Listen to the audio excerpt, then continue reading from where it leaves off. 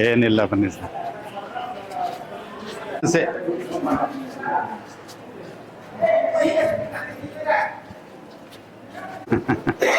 TV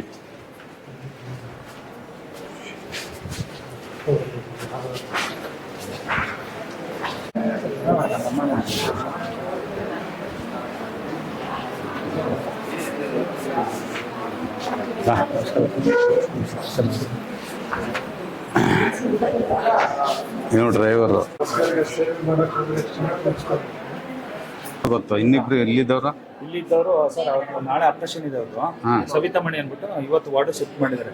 ಎಲ್ಲಿದ್ದಾರೆ ಅವ್ರು? ಯಾವ ಡಿಸ್ಲೊಕೇಶನ್ ಆದ್ರೆ ಪರವಾಗಿಲ್ಲ, ಹೊಂದ್ಕೋತದೆ. ಫ್ರಾಕ್ಚರ್ ಆದ್ರೆ ಕಷ್ಟ. ಅವ್ರು ಅದಾಗ್ಲೇ ಏಟ್ ಆಗಿದ್ದ ಅವ್ರಿಗೆ ಪಾಪ. ಕೆಳಗಡೆ ಆಗೋಯ್ತು ಪಾಪ. ಹೇಗಿದ್ದೀರಿ? ಕಾಲು ನೋವು,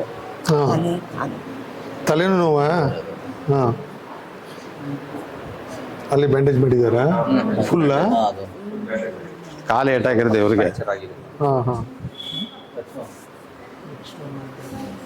ತಲೆನೂ ನೋವು ನೋಡ್ತೀವಿ. ಇಲ್ಲಿ ಗೊತ್ತೈತೆ, ನಾನು ರಾಮ ಗೊತ್ತೈತೆ, ನಿಡ್ಗಲ್ ಕೃಷ್ಣನ್ ತಮ್ಮ. ಮತ್ತೆ ಪರವಾಗಿಲ್ವ? ಈಗ ಕೈ ಮುಗಿಬೇಡಿ, ನಾವು ಕೈ ಮುಗಿಬೇಕು ನಿಮಗೆ. ದೊಡ್ಡವ್ರು ನೀವು ಕೈ ಮುಗಿಬೇಡಿ ನಮಗೆ, ಆಯ್ತಾ? ಎಷ್ಟು ವಯಸ್ಸು ನಿಮಗೆ? ಪಾಪ ವಯಸ್ಸು ಎಷ್ಟು ಅಂತ ಕೇಳ್ತಿದ್ದಾರೆ. HMT ಗೋಪಾಲರಾಜ್ ಅರಸ್ ಅಂತ ಮೈಸೂರಿನವರು. 75 ಆಗಿದೆ. ಈ ವಯಸ್ಸಲ್ಲಿ ನೋಡಿ ಪಾಪ, ಏನೋ ನೋಡಕ್ ಹೋಗಿ, ಸಾವು ನೋಡಕ್ ಹೋಗಿ ಈ ತರ ದುರಂತ. ಮೇಷ್ಟ್ರದು ಅಪೋಲೋದಲ್ಲಿ.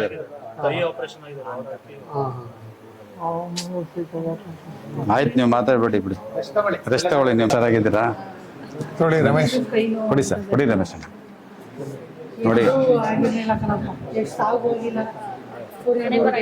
ನಮ್ಮ ಮೈಸೂರು ಸಂಘದಿಂದಮ್ಮ ಗೋಪಾಲರಾಜ ಆಯ್ತಾ? ಮೈಸೂರು ಸಂಘದಿಂದ ಈ ಮೊನ್ನೆ ಇಲ್ಲಿ ನಿಮಗೆಲ್ಲ ಗೊತ್ತಿರೋ ಹಾಗೆ ಮಣಿಗೆರೆ ಹತ್ರ ನಮ್ಮ ಜನಾಂಗದವರು ಈ ತೊರೆಬೊಮ್ಮನಹಳ್ಳಿಯಿಂದ ಮೂಗನಕೊಪ್ಪಲಲ್ಲಿ ಇನ್ಯಾರ್ದೋ ಸಾವುಗೋಸ್ಕರ ಹೊರಟಿದ್ದಾಗ ಅದೊಂದು ವೆಹಿಕಲಲ್ಲಿ ಅದು ಹೆಡ್ ಆನ್ ಕೊಲಿಷನ್ ಆಗಿ ಕಾರ್ಗೆ, ಆ ವೆಹಿಕಲ್ಲು ಪೂರ್ತಿ ಡ್ಯಾಮೇಜ್ ಆಗಿ ಅಲ್ಲಿರೋರಿಗೆಲ್ಲ ತುಂಬ ಏಟ್ಗಳಾಗಿವೆ.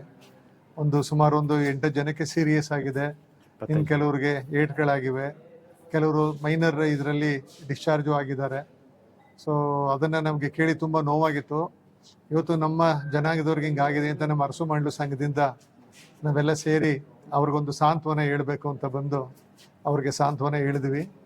ನಮಗೆ ಇಲ್ಲಿ ಲೋಕಲ್ ಇರೋರು ನಮ್ಮ KSRTC ರಾಮರಾಜ ಅರಸ್ನವರು, ಅವರು ಇಲ್ಲೇ ಬೆಂಬಲವಾಗಿ ನಿಂತು ನೋಡ್ಕೋತಾ ಇದ್ದಾರೆ. ಸೊ ನೆನ್ನೂ ನಮ್ಮವರು ಬಂದು ಅವ್ರಿಗೆ ಎಲ್ಲ ಒಂದು ಸಾಂತ್ವನ ಹೇಳಿ, ಇವತ್ತು ನಾವು ನಮ್ಮ ಸಂಘದ ವತಿಯಿಂದ ಬಂದು ಒಂದು ಸಾಂತ್ವನ ಹೇಳಿ ಅವ್ರಿಗೆಲ್ಲ ಶೀಘ್ರ ಗುಣಮುಖರಾಗಲಿ ಅಂತ ನಾವು ತಾಯಿ ಚಾಮುಂಡೇಶ್ವರಿ ಹತ್ರ ಕೇಳ್ಕೊತೀವಿ. ಅವ್ರಿಗೆ ನಮ್ಮ ಕೈಲಾದೊಂದು ಸಂಘದ ವತಿಯಿಂದ ಎಷ್ಟು ಸಾಧ್ಯನೋ ಅಷ್ಟು ಒಂದು ಇಮಿಡಿಯೇಟ್ ಒಂದು ತಕ್ಷಣ ಪರಿಹಾರಕ್ಕೆ ಒಂದಷ್ಟು ಸಹಾಯನೂ ಮಾಡಿದ್ದೀವಿ. ಸೊ ಅವ್ರಿಗೆ ಬೇಗ ಗುಣಮುಖರಾಗಲಿ ಅಂತ ಕೇಳ್ಕೊತೀವಿ. ಇದು ಆಘಾತವಾದ ಸನ್ನಿವೇಶ.